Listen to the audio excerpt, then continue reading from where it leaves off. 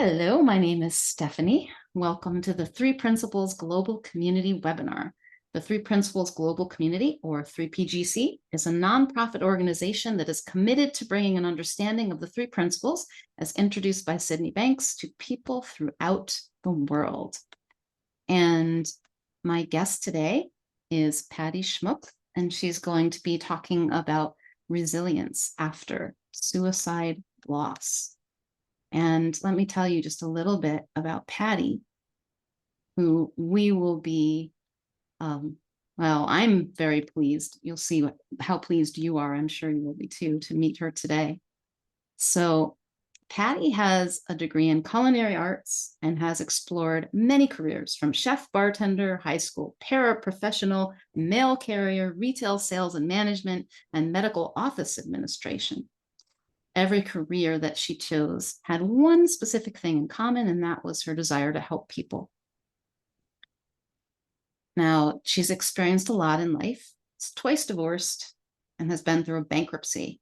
But the most profound experience in Patti's life occurred when in 2012, her 20-year-old son, Aaron, took his own life. Now, the tragedy of losing her son left her lost and grief-stricken for the better part of 5 years. But by year 6, she needed to find a way to keep going, to find her way out of grieving and into living. Having little luck with traditional therapy, she embarked on a journey of seeking self-improvement. And by year 8, while she was in a better place psychologically, still something was missing. Something she couldn't quite put her finger on.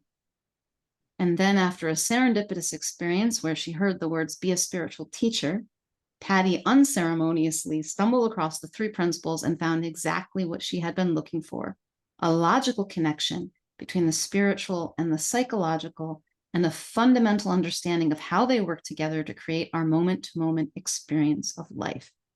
And Patti had just been sharing with me a bit about the work she's doing in grief support now, and also a collaborative care project with a doctor, physician. Maybe you'll tell us more about that if it makes sense, in which she's bringing this understanding to people with grieving, who are experiencing grieving, and also in conjunction with medical care. So thank you so much, Patti. It's a pleasure to have you here. Thank you, Stephanie. That was fantastic. Actually, that bio read pretty well. I was kind of impressed. You did a great job. So thank you for that. Yeah, so there's a very good chance, if you've been around this understanding for a while, you have no idea who I am. Because I don't usually get on the videos too often. I'm usually working. There are a couple people here that I know that have been kind of in my fold, which is really, really great and appreciative. I really appreciate that. But this is a conversation that I've wanted to have for a really long time. And as Stephanie alluded to, I stumbled into the principles in 2020 through Michael Neal, as many people do. And I literally did hear those words, "be a spiritual teacher." And at that point, spirituality and I were not on good terms. And I thought, yeah, it's not going to happen. I heard the voice again and I said, all right, you teach me how to be a spiritual teacher and a coach, and I'm in. And the next day, Michael Neal showed up and all the rest is history. And I became an apprentice in December of 2020. And in the beginning of this year, I was qualified to be a practitioner, which of course has changed, that the membership has changed, which is totally fine. I love the fact that everybody's on equal ground. But in doing that, I was offered the opportunity to have this conversation by Stephanie, and here we are. So fantastic. So I have a little note here. Wrote down a few little things. And the one thing I really want to ask, and the reason I asked Stephanie if I was the only one on camera, because I thought so, was because I really want to know if there's anybody here in the call who has been affected by a suicide loss, like by a show of hands, if anybody's had that experience. Okay. Cool. Thank you for sharing that. And one of the reasons that I want to make sure, was there a question, or are you just raising your hand, Christian? Just raising my hand. I've been affected by suicide. People close to me, so I know. I'm sorry. I'm sorry. Yeah, it's not an easy gig. It's not an easy gig. Now, one of the reasons I wanted to ask that question, first of all, to get an idea of who I was talking to, um, but also because I want to make sure that it's clear that I am sharing my experience. And as Dr. Pettit says, there are no shoulds. I don't want anybody to think that I'm throwing out any shoulds. Anybody should do it the way I do it or see it the way I see it, because we all know in the principles that everybody sees what they see. So there are no shoulds, so please don't hear them. Or if you hear them, dismiss them. And the next thing I wanted to start with was some preferred terminology. Now, when I first lost my son and I got involved in suicide prevention, and I've been through a lot of courses and classes and the suicide loss community, one of the things they talked about were preferred terms. And one of the antiquated terms that most everybody's very familiar with is committed suicide. And again, this is not a should. You should or shouldn't use it. It's just an awareness that if you do talk with people or if you yourself have had an experience, preferred terminology when someone takes their own life is takes their own life, died by suicide, or this one I'm not a fan of, but killed themselves. I tend to use the words died by suicide, took their own lives, lost my son to suicide.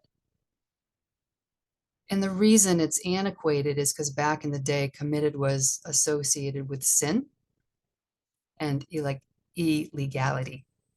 And that is no longer true.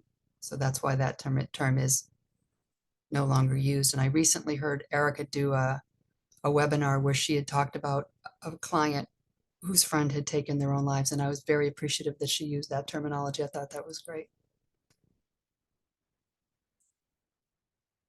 And another term that when you talk about someone who's lost someone to suicide, I will often say I have lived experience. And that's preferred.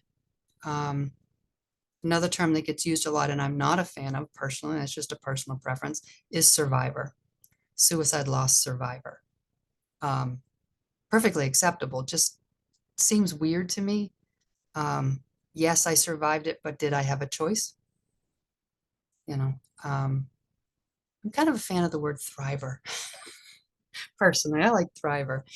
But either way, I just wanted to kind of throw that out there if that's helpful for anyone, anyone who might have clients who have the experience of suicide loss might be helpful.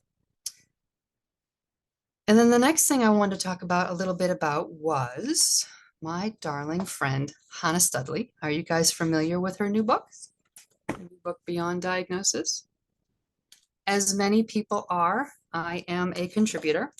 Hannah had asked me to contribute my grief story, and I did the story, and very shortly thereafter she sent me a message and said, oops, grief isn't in the DSM-5 anymore. I thought, well, there goes my story, but nope, she included it. She kept with it, and which I'm very appreciative. It's on 184, my story. And my story, as Stephanie said, started in 2012 when my son Aaron took his own life.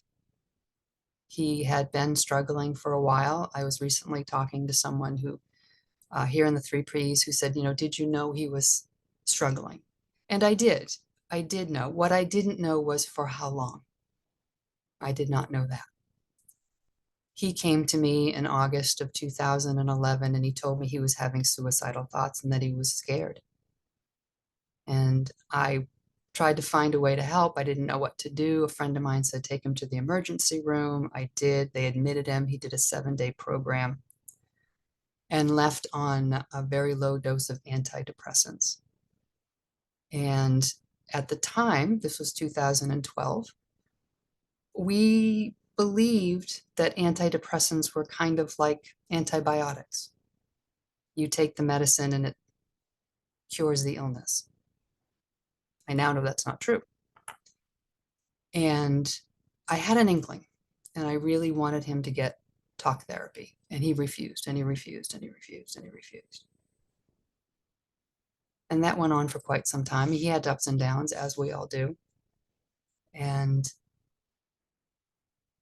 my ex-husband and I, the time we were together, we went away for a day in Vermont, and we came home, and my son had not gone to school, or to work, sorry. And his car was in the driveway, and I thought, well, maybe he's not feeling well. So I went into his room and he wasn't there. So I called 911. They sent the police. The police we lived in the middle of a forest, so they had to call search and rescue. And within a half an hour, they had found him. And that's when my life fell apart completely. Within a month, I'd left my husband. I got divorced. I was on my own for the first time in many years. And I struggled. And as Stephanie mentioned, about 6 years into the struggle, I was thinking that maybe he had the right idea. Maybe that was going to be the path I was going to take too.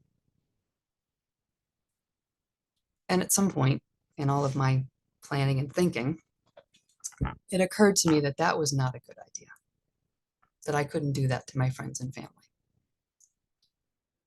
So I thought, well, I don't want to do therapy. I did therapy after Aaron passed, and I knew that didn't work well for me. I couldn't tell the story again and again and again. I just couldn't do it anymore. So I thought, well, I'll get into self-help books. And at the time I had a job where I was a representative, so I was traveling a lot. I was listening to audiobooks, and I listened to a book called The Subtle Art of Not Giving a F, You Fill in the F, by a man named Mark Manson, because it was a very down-to-earth sounding title. And I will tell you that book changed my life. And it's not 3P based or anything like that, but it sent me on a trajectory. And the one thing I remember from his book was the title of a chapter that said, "You are not special." And that was probably one of the first insights I can point to after my son passed. That was a shift for me when I realized I wasn't special. Because up until that time, I thought the world should treat me differently because after all, I'd lost my son to suicide, and how can you not treat me special? And I was able to let that go. Over time, in books and reading, I kept hearing, get a coach, do meditation. And I thought, well, I don't know if I want to do that. And I kept hearing the same message again and again. So I said, all right, I'll do meditation. And they said, well, if you don't know anything about meditation, then go to a group meditation. So I found one, went to this group meditation, this women's moon circle, which was really out of my comfort zone. And I thought, I can't even believe I'm doing this. So I went, and the coach, she's a lovely, lovely woman. And she let us, we had a whole thing, but at the end of the night, we did this guided meditation. And we're laying there in a circle with our feet touching, and our heads are out around, and I have my eyes closed, and she's talking about she's going to take us on a trip to meet our Hierophant, or our wiser self, our true self. And so, there's this visualization. You're walking through the woods, you're walking through a meadow, you walk to the top of the hill in the meadow, and there's a pond, and the pond is very still like a mirror. And you look over the edge and you see yourself older and wiser. And then she said, I'm just going to let you sit and listen. And I'm in my head thinking, why am I doing this? I can't believe I'm doing this. This is ridiculous. And blah, blah, blah. But finally, my mind settled. And then I heard the two words that really changed my life. I heard, he's okay. And the tears just poured. But I knew in that moment that he was okay. I was on the right path, and I would find my way. I had really found my resilience. And over time, one thing led to another, and I'm here with the principles. And now when I look back and I see things like, he's okay, be a spiritual teacher. Even when I read some of the things that he wrote, there was one thing that he wrote where he talked about, gearing up and being ready to do this thing. And then the next thing he knew, he found himself watching some stupid comedy show. And I thought, oh God, that's wisdom in action. That's his wisdom pointing him in another direction. So I see that now. I see that in the grief support groups that I facilitate. I see that resilience in people, sometimes in spite of ourselves. And I heard Linda Pransky say the other day in a webinar I was listening to, she said, the point of understanding is to get back in touch with our resilience. That's the point. And I thought, wow, that is just true. That is just true. So as I say in my story, in Hannah's book, in my very last paragraph, people ask me if I ever go down the grief rabbit hole anymore, and I tell them, of course I do. But it's as if the rabbit hole has a trampoline at the bottom that bounces me right back up, so I can't stay there even if I want to. It's like being so in touch with resilience that I can't even try to keep myself down. It doesn't work.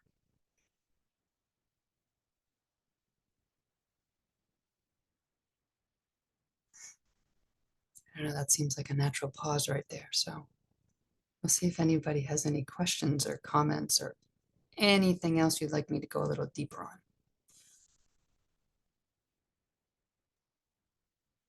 So I'll invite you now, if you like to raise your digital hand so that Patty and I can see you, you can do that. Or we're a small enough group, you can probably just unmute if you'd like and ask a question. Or again, you can put your question or what you'd like to explore more in the chat.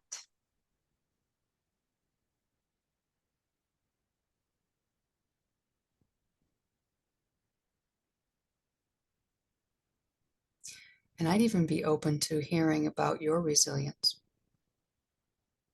Where do you notice your resilience in spite of something horrific happening?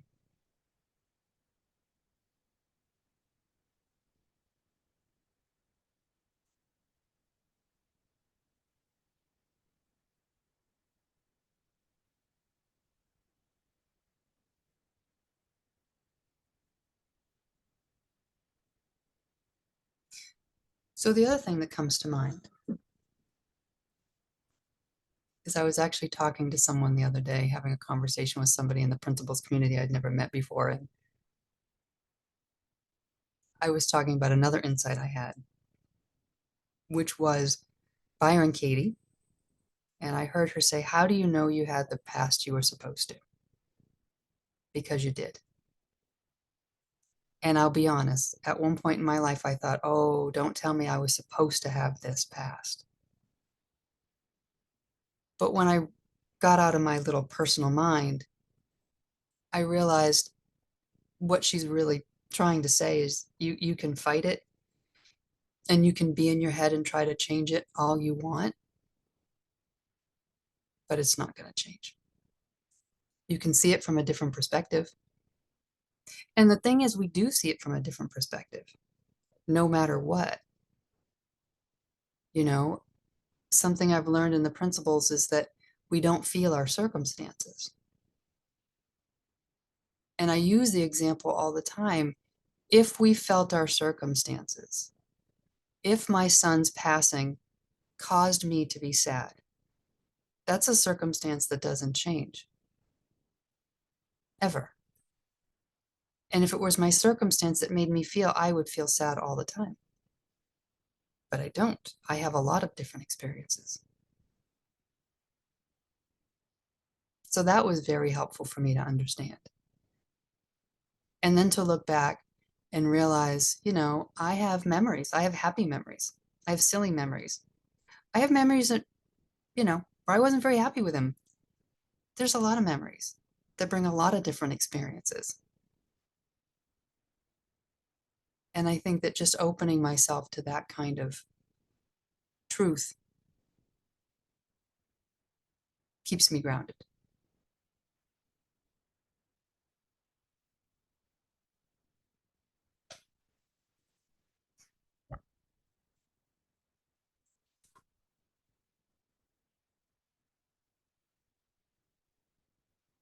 Hey, Darren. Hi, Patty. Um, my wife's on another call in the background, so hopefully it's not too loud. Um, I thank you for sharing your story.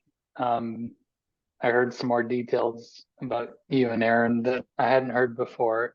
Um, I'm I'm a reunited adoptee, and so I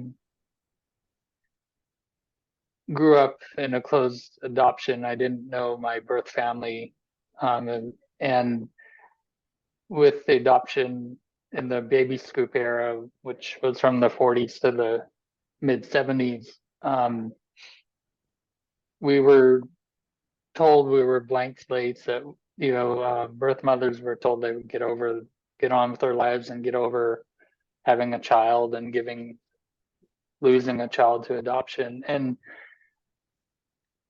I bought into the happy reunion stories that you see on TV because that's what's portrayed. And when I found my birth mother in 1995, I thought my life would be whole and complete, and it was far from it. It opened up a portal of frozen emotions I had for 25 years. And despite having an initial successful reunion with my birth mother over 20 years, I was rejected a half dozen times by her, and I would reject her. And I finally realized I didn't need her in my life. I didn't need this chaos, and I chose to cut ties and with her. But I've been able to focus on other family members that I'm in reunion with, and one is my paternal brother Aaron, and I was a secret to all my siblings, all my five brothers in both families. And Aaron and we have a connection that I was wanted to have a brother. I didn't have one growing up.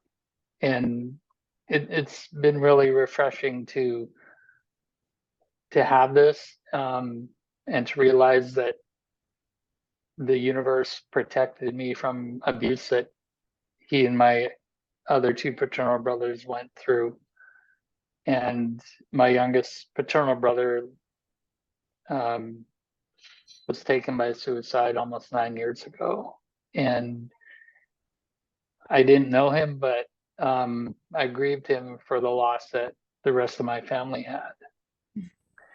And yesterday, my wife and I went to see the movie Inside Out 2. And I don't know if anyone's seen it, but one of the messages was learn to love all parts of yourselves. And I don't want to give too much away in the movie, but it was a really good message because in the movie the joy part of her would try to push all the bad memories way in the back of her mind and forget them, and that just it didn't work.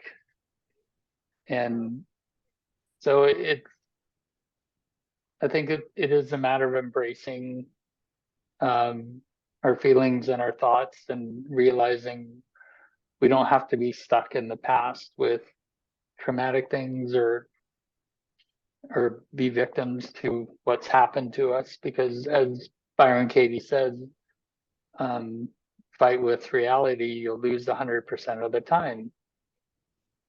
And a lot of adoptees have that mindset of, well, I shouldn't have been raised in this family.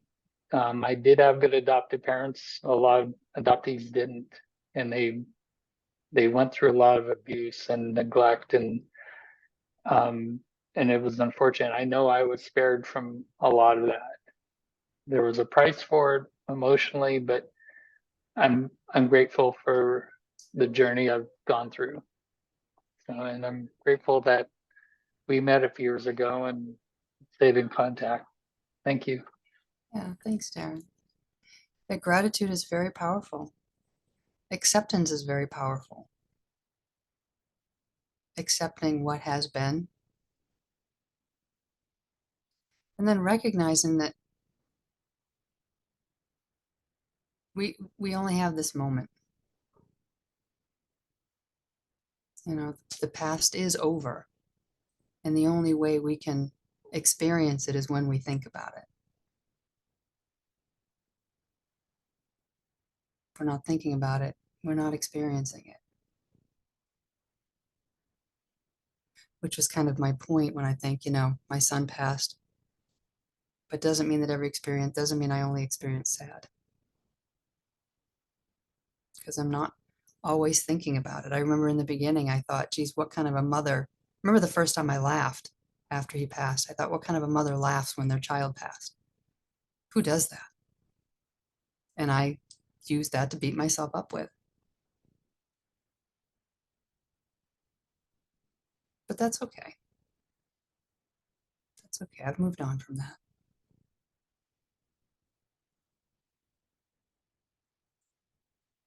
You know, I think about grief, and a lot of times in the grief support group, people will say to me, well, people don't understand. They don't understand. They think they understand. They don't understand. And I have this visual that I think of our minds, our brains, our, you know, our laptop computers as like big file rooms with filing cabinets. And there's a little being that works in the filing cabinet that when you see something or you experience something, that little being says, oh, we have a memory for that. And he rushes around and he finds the file and he brings the file out. You know, here you go, with no caring how that's going to feel for you, right? It's just, oh, here we go. I walk down the grocery aisle and I see Pop-Tarts and I feel that because my son loved Pop-Tarts, you know, it's the little being in the room saying, oh, here you go. But when we lose someone close to us, if we've never had that experience before, that file doesn't exist. And so we're really lost. We have no idea what we're doing or how to handle it or what that's like.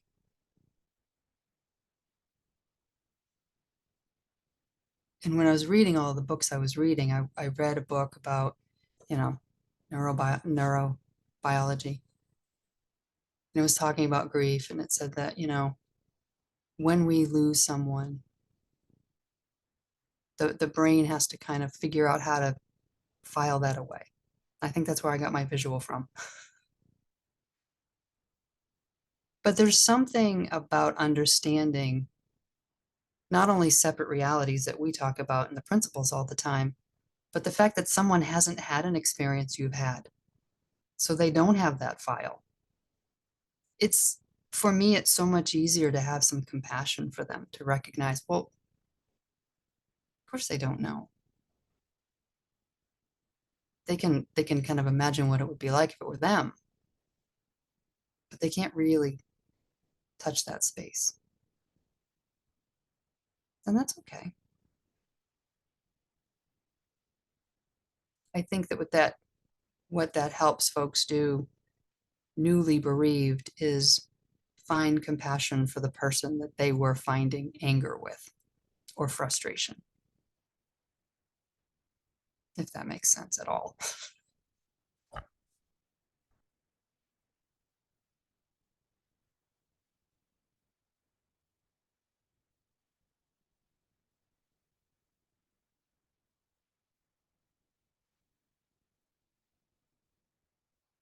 Anyone else have anything they'd like to add?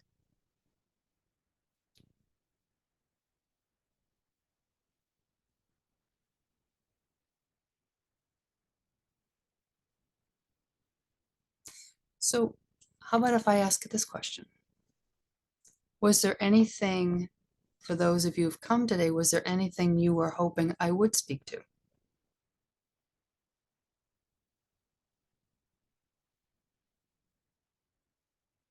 Sometimes it's easier to have something to bounce off of.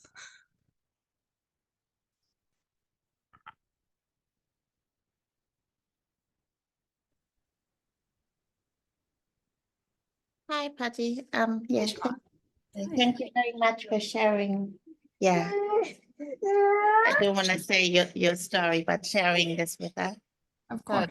That's great. No, for me, So I have not experienced the loss of someone died by suicide, but I have attempted suicide before.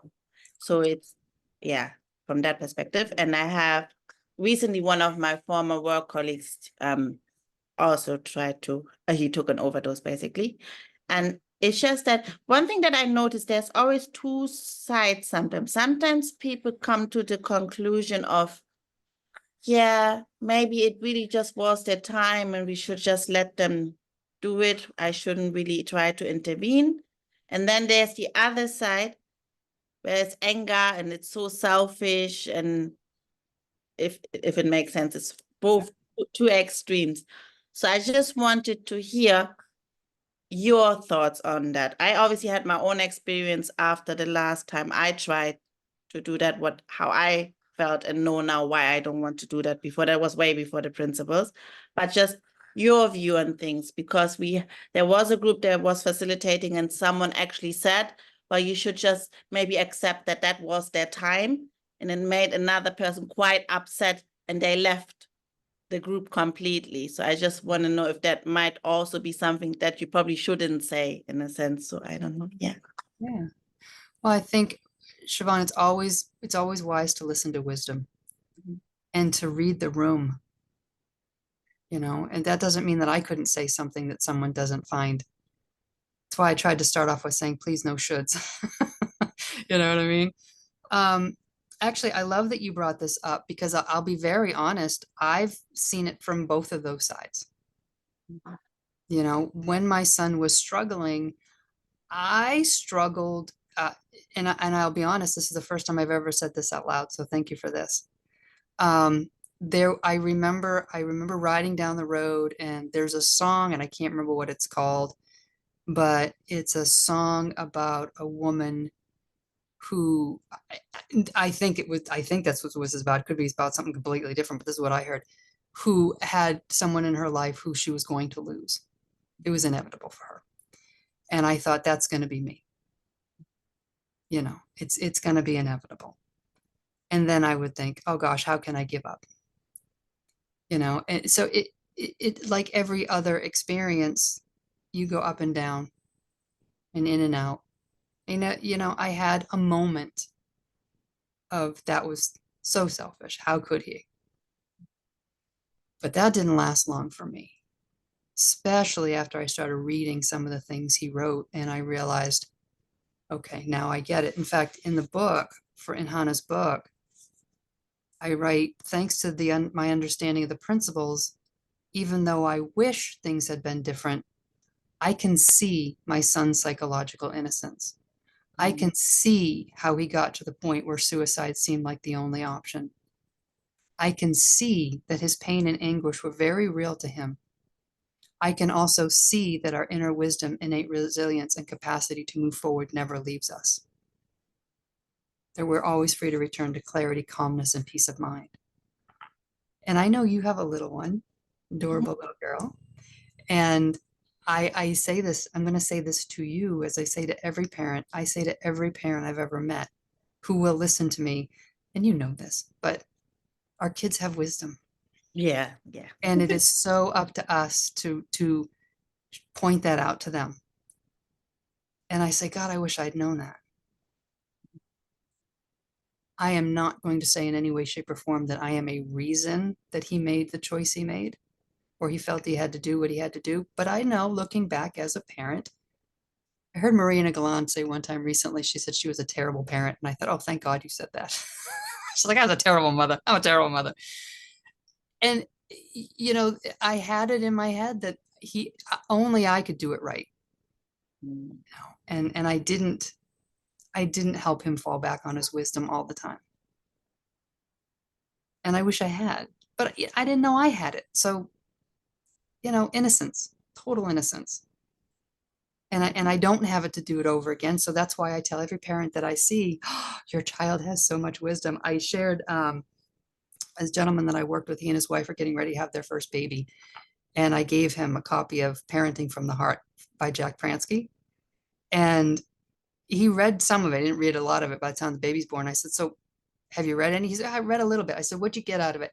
He said, I got out of it that babies come with their own wisdom. I'm like, oh, good. You don't need to write anymore. That's all you need to know. So I hope that answers your question. I think, you know, it's tough to know what to say. And there are times where you have to wonder, was it just their time? But at the same time, I go back to Byron Katie's comment. How do you know you had the past you were supposed to? Because you did.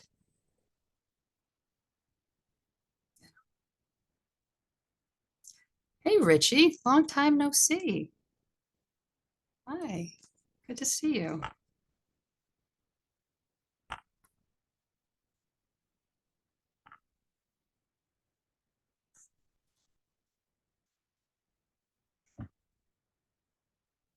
Anybody else have anything that they're curious about with grief?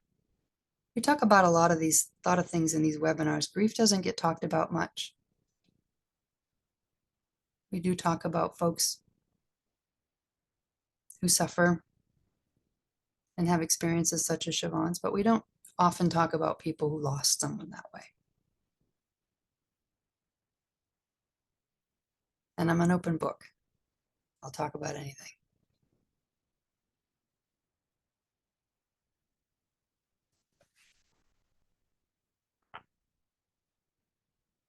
Anybody else have a grief experience that they're struggling with?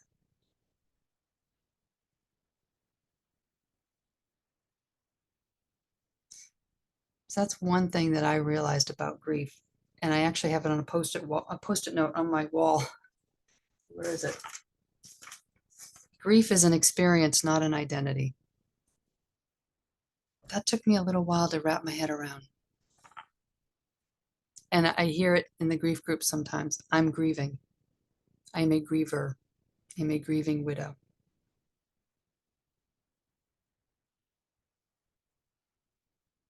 And I learned that if you identify and you label yourself that way, then that's going to be what's happening for you. It becomes that self-fulfilling prophecy. And not that you should downplay it. Grief is tender, it's personal. There's no way to do it wrong. I remember thinking that, gosh, am I doing this right? And getting onto Google and coming across the 5 stages of grief. And thought, oh, I haven't done stage 2 yet. I didn't do anger. I'm doing it wrong. And then later on, David Kessler wrote a 6th book called The 6th Stage of Grief, Finding Meaning. And in there, he talked about how Elizabeth Kubler-Ross, and if you're not familiar with the 5 stages of grief, it was things that Elizabeth Kubler-Ross observed in people who had gotten a terminal diagnosis. And then she and David Kessler got together and they formulated it into the 5 stages of grief. But they both say it was not meant to be a prescription. It was meant to be a description of something that they noticed. And after coming across the principles, I thought, well, of course, if I have angry thoughts, I'm going to feel angry. If I have sad thoughts, I'm going to feel sad. If I have depressive thoughts, I'm going to feel depressed. I'm going to think that there's some way that I can change what happened. I'm going to get into bargaining. So it all just became, oh yeah, that's just part of the experience. Huh. There really is no right or wrong way. Super helpful. Super helpful.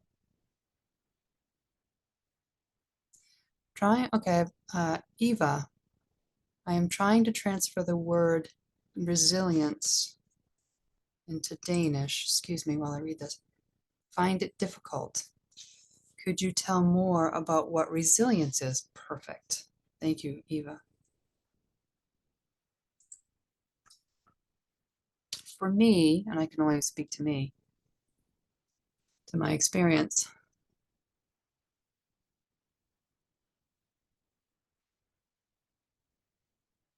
resilience is for me getting in touch with that space within that brings us back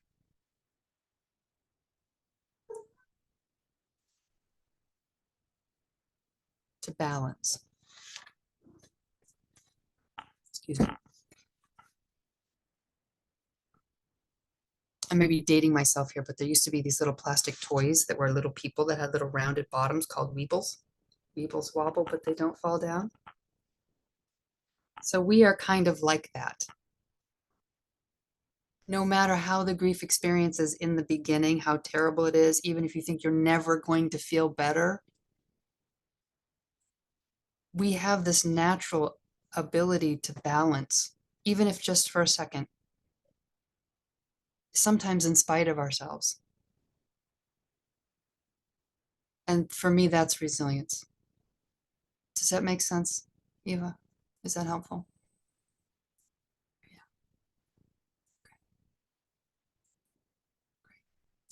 Richie.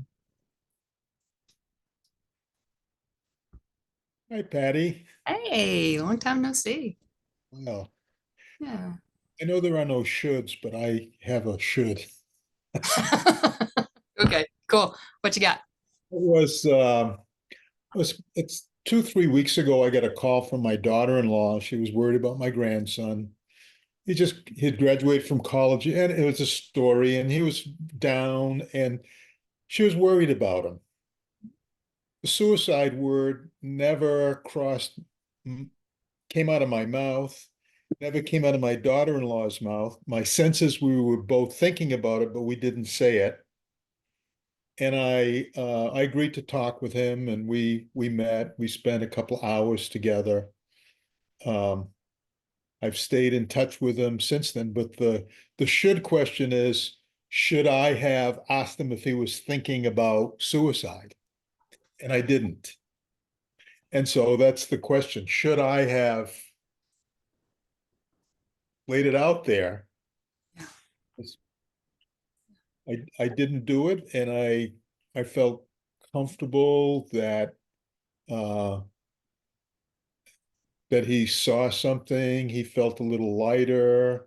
He was moving on. I touch base with him now and again, and but I've listening in. I go, oh, should I have asked him? Should I, get it out there on the table rather than let it stay in the ethers? What are your thoughts on that? Well, I'd say you listened to wisdom because you were comfortable with not asking. Yeah. And that's always the wise move in my mind. I will, having said that, say, there's in the suicide prevention world, there are the questions that they do encourage people to ask. And one of them is, are you feeling suicidal? Have you thought of taking your own life? Do you have a plan? What is your timeline? Yeah. And most people say, oh my gosh, I couldn't ask that question because I might put the thought in their mind. Well, I can tell you, having read things my son wrote after he passed, that those thoughts were well in his mind before I ever knew anything about it. Mm. So the only thing that I can say, Richie, is if I had it to do again, I would probably ask the question to make it okay to talk about. Yeah. Does that make sense? Yeah. Yeah. Yeah. That's Thank you. that's the only way I can put it. Yeah. Yeah, cool. Well, thank you. So cool to see you. Good to see you. Excellent. Siobhan, you had your hand up. Did you have another question? It wasn't really a question, it was more a comment. In regards something you said, and then I forgot the lady's name that asked about resilience in the chat. So because I used to work for a little bit in palliative care, and I really realized that every patient really responded kind of different to it. Some were really angry, and some were also just really peaceful, and how you have the most lovely conversations. So I really can see that it is true what you are actually thinking in the moment that makes you experience that in a very different way. And I didn't understand it then because again, it was before the principles, but now when I look back, it's true. You can have a very different experience, even though it's similar circumstances, just because you have a different perspective or a different way of thinking about it. So that's one thing that I noticed pop up to my mind when you said that. And then the other thing about resilience, I also realized it is because, for example, our story is not like yours, obviously, but I don't even like the word story because I'm not my story. That's just a chapter of my life. Yes. Duly Anyway. noted. Good for Yes. you. I don't like that word. So yeah.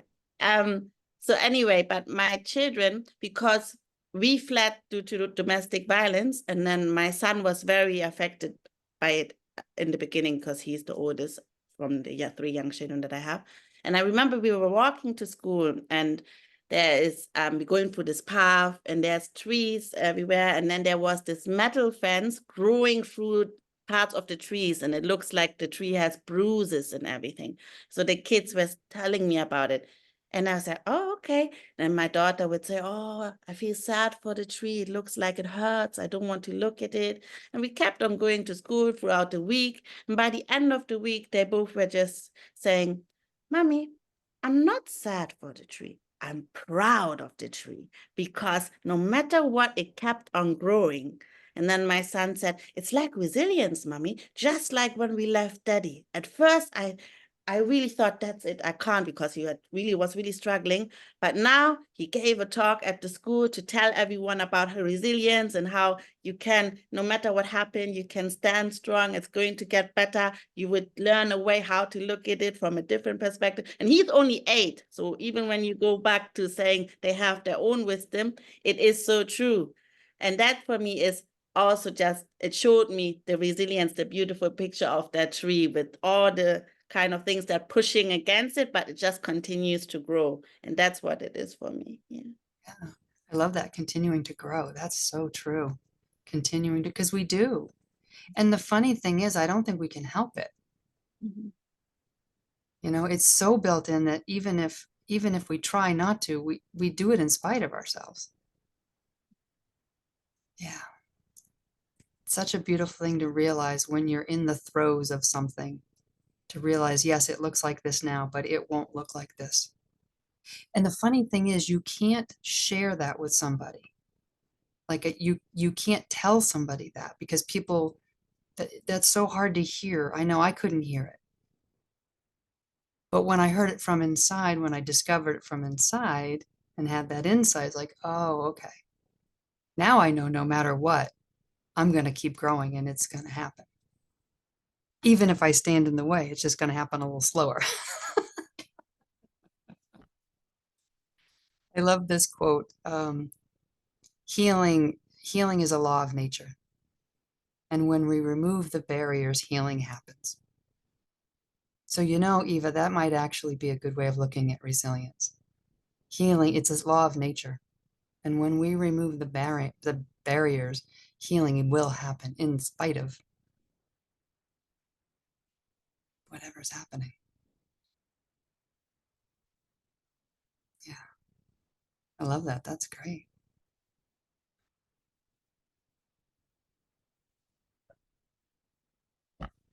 There was something you had said, Siobhan, about, now I don't remember exactly what you said. Comparison. I think it was something about comparison.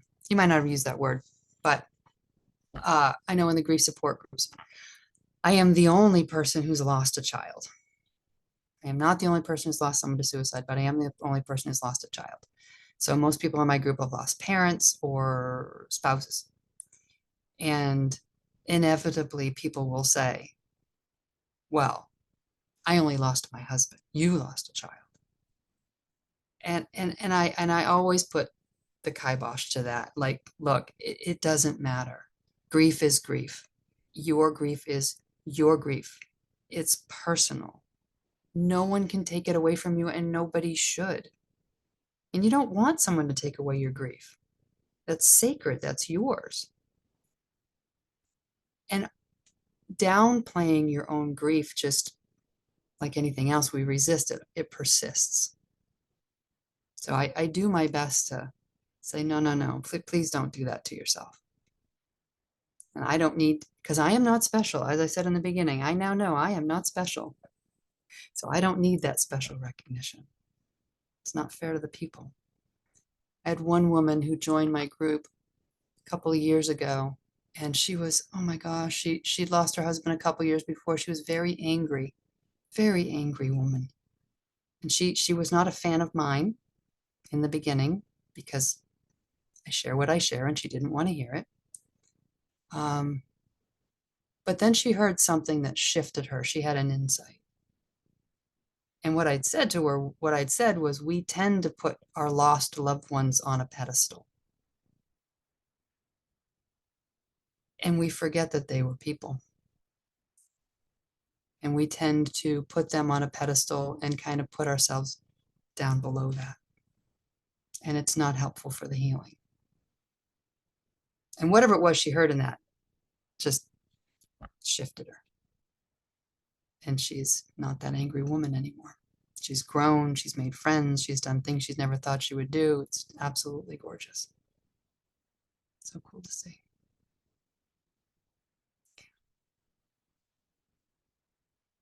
Well, we have 5 minutes left. Anyone else has anything they'd like to ask or add or inquire about, or something you didn't like hearing? I'm okay with that too.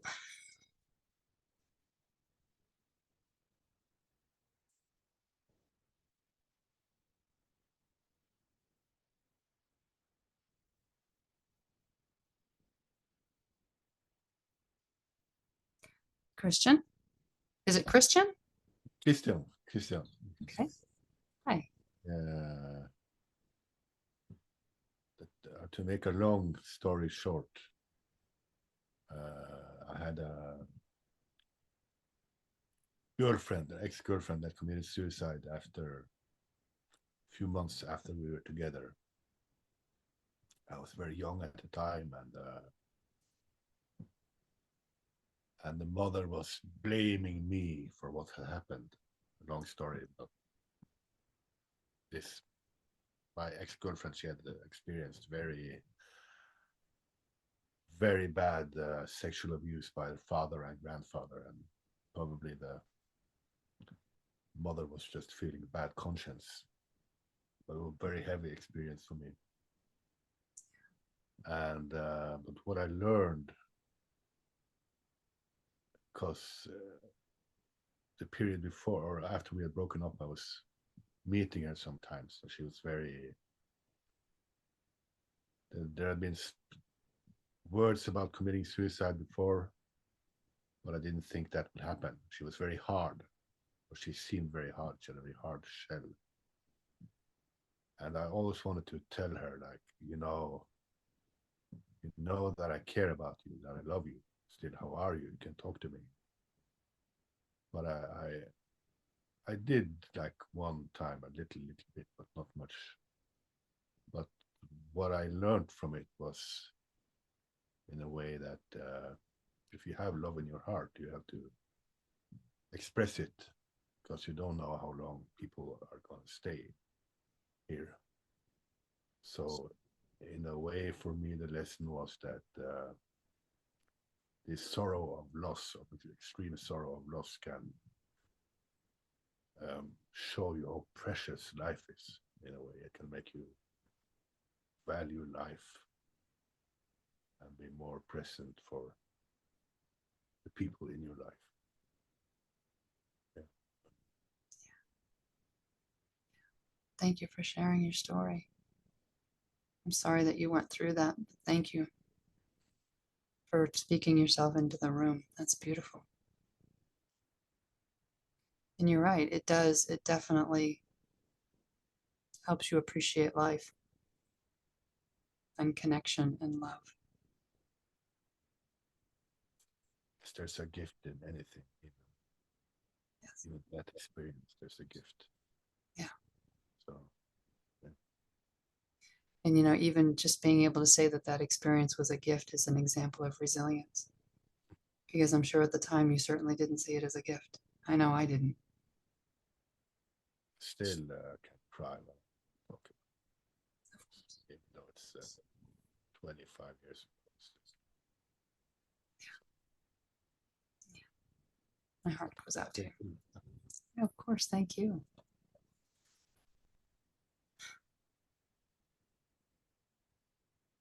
Well, thank you so much, Patti. My pleasure.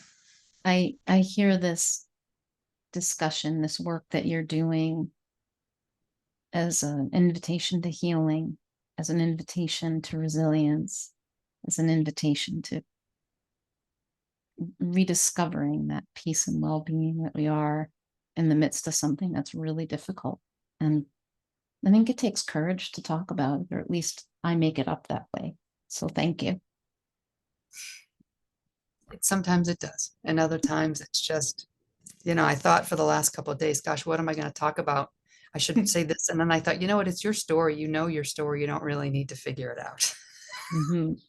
Just go out there and say whatever comes to mind and be with everybody. Because that's the important bit, isn't it, Stephanie? Just being with everybody. Yeah.